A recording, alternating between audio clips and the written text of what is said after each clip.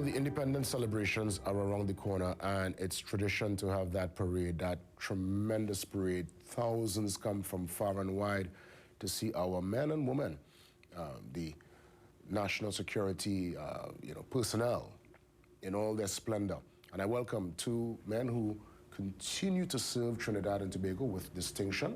They're going to give us some details concerning the parade and all that we need to know for our Independence Day celebration 2023. Let's welcome ACP Winston Maharaj from the Trinidad and Tobago Police Service. Good morning to you, ACP Maharaj. Yes, good morning. Pleasure to be on. Good morning, Trinidad and Tobago. Great to have you, great to have you. And also with us, Lieutenant Colonel Dexter Metivier from the National Operations Fusion Center. Lieutenant Colonel, good morning to you. Good morning. Thanks for having us on.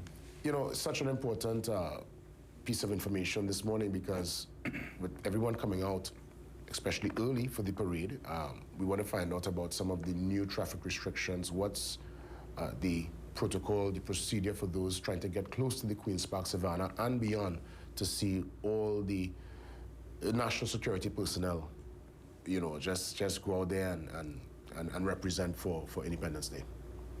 Yeah, well, good morning again. Well, in our planning and, organization of this independence function, part of the discussion that came up was we as the organizers tend to minimize the impact as it relates to the viewing public. And as a result, we have quite a number of issues arising, particularly parking, traffic congestion, overcrowding, too many persons in a confined space, persons without invitation, etc. So we felt... And as you said, invitation, really fast, I want to find out those who actually enter the Queen's Park Savannah. Now, I've never been, I've only seen the parade on Trackgate Road, on the street sideline, but to get into the Savannah, I would imagine that's an invitation-only scenario. Right. Can the public just show up that day and get a security check and get in the actual grandstand to see it? What happens there? Right, so that is one of the issues that has arisen over time that we want to rectify this year. Okay. The event is by invitation to be viewed from the grandstand. Okay. Which involves specially invited guests, as well as members of the public who will be allowed by way of an invitation. There are two areas for the general viewing public within the confines of the space. Those do not require invitations. However, the seating capacity in those areas, they are limited. First come, first serve. Once it is up to capacity, persons will not be allowed to continue into the venue. How does one request the invitation? How does one go through the process because I want to see it firsthand. What do I do? Where do I go? Email? I come in somewhere? What happens? Right. So there's a limited number of invitations available to the general public, and those invitations can be obtained from the Ministry of National Security office at Abercrombie Street in Port of Spain on Thursday and Friday of this week between 8 a.m. and 3 p.m. Excellent. Now, I want to bring Lieutenant Colonel Dexter Metivier into the conversation just to find out about the actual route, the areas where once you all leave the Queen's Park Savannah, I know traditionally Trackgate Road, into like St. James, some people, well, I know most times they swing into the barracks there. What's the route this year? Any changes at all in that regard? So the route remains the same as previous years. So once they finish with the segment of the parade that occurs at the grandstand area, which is around 9 a.m., the troops will then reform to do the route march. And the route march will see them go down Frederick Street, take a right by Park Street, where Tech is as a reference point, head down Park Street, and in the vicinity of St. Vincent Street, a famous landmark would be Globe Cinema, they head onto Trackgate Road. Once on Trackgate Road, they go all the way to the Roxy Roundabout, close to where Pizza Hut is. They pass in front of the Police Training Academy, and then they head up along Circular Road, entering the football field outside the Police Training Academy, also known as the Ken Cook Field. Okay. And I guess in that regard, those parents, families from all over, people will normally just take to the sides to just take in the bulk of the action. Correct. And what we are asking is that persons wishing to view the parade along the route occupy the pavement areas, as the roadway will be for the use of the troops on parade and the different security elements that will be accompanying them on the parade. ECP Maharaj, where from your years of experience seems to have the largest concentration of people?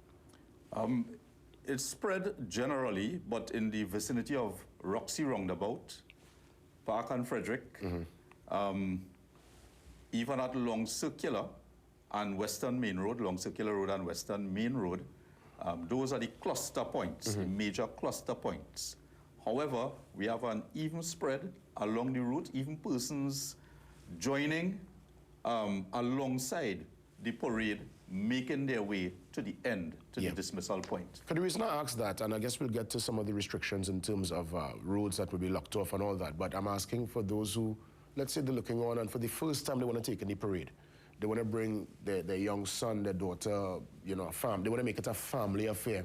I'm just trying to figure out, especially for those coming, let's say, from south or rural parts of Trinidad, so that they probably wouldn't be overwhelmed in a particular spot with crowd, that they could kind of find a nice sweet spot, a sweet point. I mean, for me, I like track route. I think track route, there's a nice long stretch. You have enough leeway to see and maneuver, so you don't have to really be in the I don't say wildness, but in the thickness of the crowd now.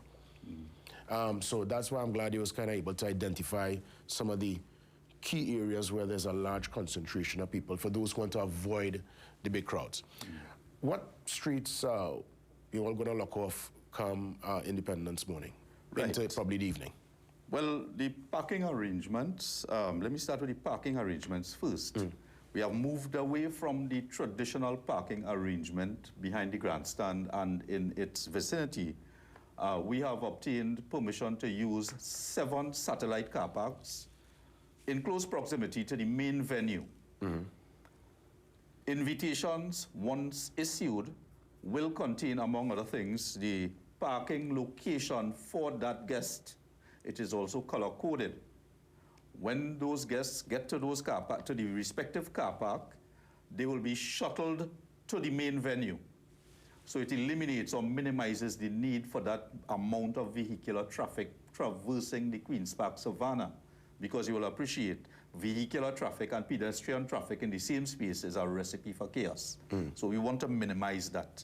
And then the traditional streets, which will include Dundonald Street between Queen's Park Savannah and New Street, New Street between Dundonald Street and Charlotte Street, Chancery Lane, Gordon Street, Keith Street, Abercrombie Street between New Street and Keith Street, Albion Street between Victoria Avenue and Chancery Lane, Frederick Street between Queen's Park Savannah and Queen Street, Park Street from Frederick Street to St. Vincent Street, Tragarete Road from St. Vincent Street all the way down to Long Circular Road, and then Long Circular Road between the Western Main Road and Barbados Road.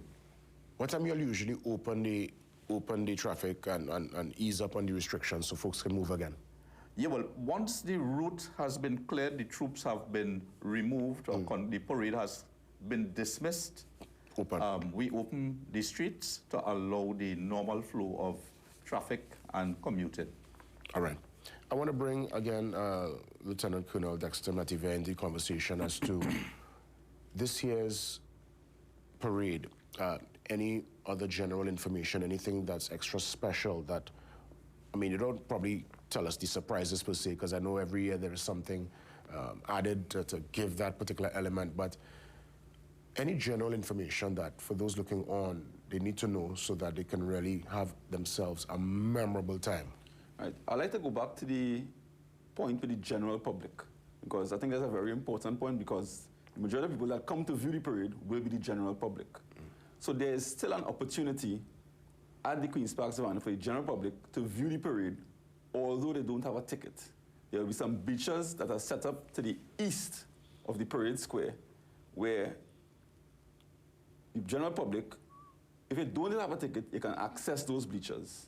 Okay. and view the parade. But be mindful that the bleachers are not covered, so you have to be aware of the elements. That is close to, well, let's say, where the track area is for like Panorama, that particular stretch? Yes, to the east. Yes, to the east. Yes, to the east. Yes, understood. Correct. Let me ask you, though, and this is one I've always wanted to know. I'm sure there is a kind of friendly rivalry, I'm sure, between the security personnel, because I know when it comes to the march and the display, and especially when they go down track route, there seems to be, you know, so much that's done within your sessions when you're at practice, and the crowd gets involved and people look forward to certain arms of the national security framework. I'm sure it's probably a nice little friendly, you'll probably have a nice little banter when it's all said and done? Well, I know I generally see that, I guess, friendly rivalry among the bands that accompany the troops on parade. Yeah. Right, and they're normal persons with the mace. Yeah. They do performances in front of the parade. Yes. Right? So, I guess that is one of the highlights of the parade as well. Yeah. Well, you know, the police traditionally has been the standard. Oh, yeah, look, it starts. Well, I don't, just saying. Yeah. Well, I don't fire Coast Guard. A lot of them will have different things to say. I know the fire. I know people look forward to when they put the firemen. I know with one of the engines, they throw a little water in the air. People have a time with that. So, you know, it's something really unique to us in Trinidad and Tobago. And, you know, I know people really look forward. And we just pray for great weather. And I trust it's going to be a successful and a truly amazing Independence Parade. Any closing comments? I'll start first with you, ACP Maharaj. Yeah, well, we are really trying to refine the product. Not so much with the parade, the persons on display and whatnot, but to make it memorable, as you said, to the public, to alleviate the kind of pain and suffering as it relates to traffic congestion, unnecessary crowding at the venue. If you don't have a ticket, it does not make, no, not a ticket, an invitation. It doesn't make sense that you get to the savannah there only to be turned back.